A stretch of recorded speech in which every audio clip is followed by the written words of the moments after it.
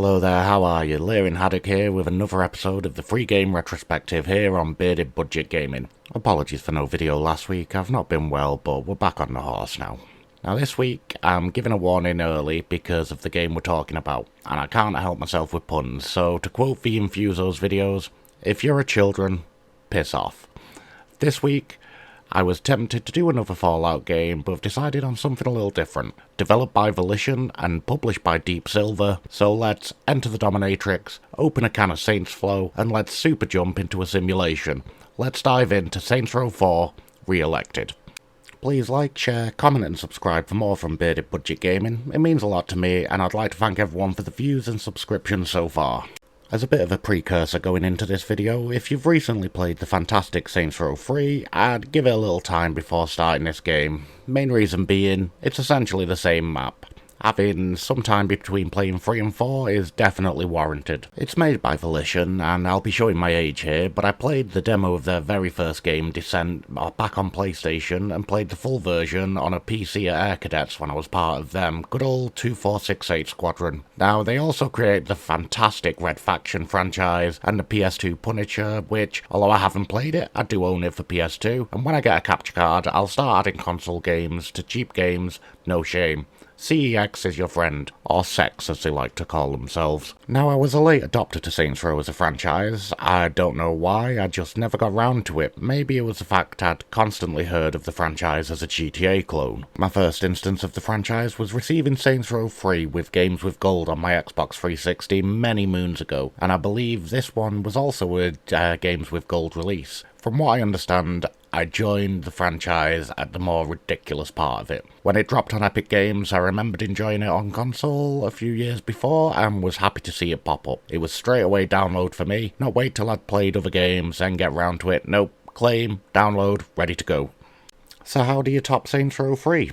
Well, open the game with you as the president, saving the world until you don't. And then it's time to enter an alien version of the Matrix and get into the story proper. Flitting between simulation and your ship, it's time for you to avenge the human race. I mean, come on, what insanity. And it's hilarious to play through. The mechanics are pretty much unchanged, but with some additional bonuses like superpowers. Hell yeah. Okay, so I mentioned it earlier, GTA clone. Now, apparently the first two games were just that, an attempt at making another GTA. Personally, from where I picked up the franchise, 3 and 4 are more of a pastiche or a spoof of not just GTA, but games in general. Apart from being based over islands making up a large landmass, I'd say the two have diverged quite a lot. I mean, come on, there's a complete level of stealth that is just a gag on Metal Gear Solid games, including hiding in boxes and having an evil clone. People praise GTA for its meta-jokes and self-awareness. If GTA is self-aware, then Saints Row has eaten the mushrooms and transcended self-awareness. Everything's a joke. I mean, everything. It's fudging great. Just because a lot of the mind and mouth of this game is in the gutter doesn't mean I need to copy it. My god, my parenting's bled into YouTubing. Although it does feel like the game did take all the drugs and watch all the B-movies, sci-fi, and games that it could. Minigames and levels throughout the game are both nods to and parodies of classic games, whether you're hiding in a box like Metal Gear Solid or side-scroll fighting in Saints of Rage. That doesn't even go into the side quests to help you take over the map. With those you have everything from an endless runner-type style, Professor Genki's Mind Over Murder, or my personal favourite, Insurance Fraud. God, I love ragdolls. With some great mission end screens that make you smile, I mean, who doesn't love a dancing mech suit? The level of love shown to other games, whether it's mocking or a true nod to greatness, is what makes this game special.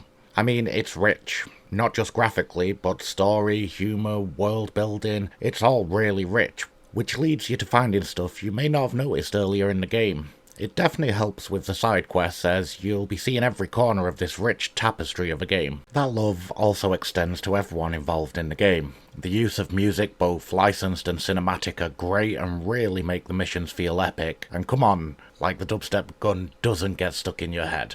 On top of that, the voice acting cast is stacked, and they all work perfectly in their roles. I was shocked to hear Terry Crews, but reading into it, he replaced Michael Clark Duncan following his untimely death. Nolan North, Troy Baker, Daniel Day Kim, not to mention Neil Patrick Harris himself, and Keith mother-loving David. For a game that seems to throw a dig at Mass Effect and its horny crew, Keith David is the one crew member that you can't seduce because that would make things weird.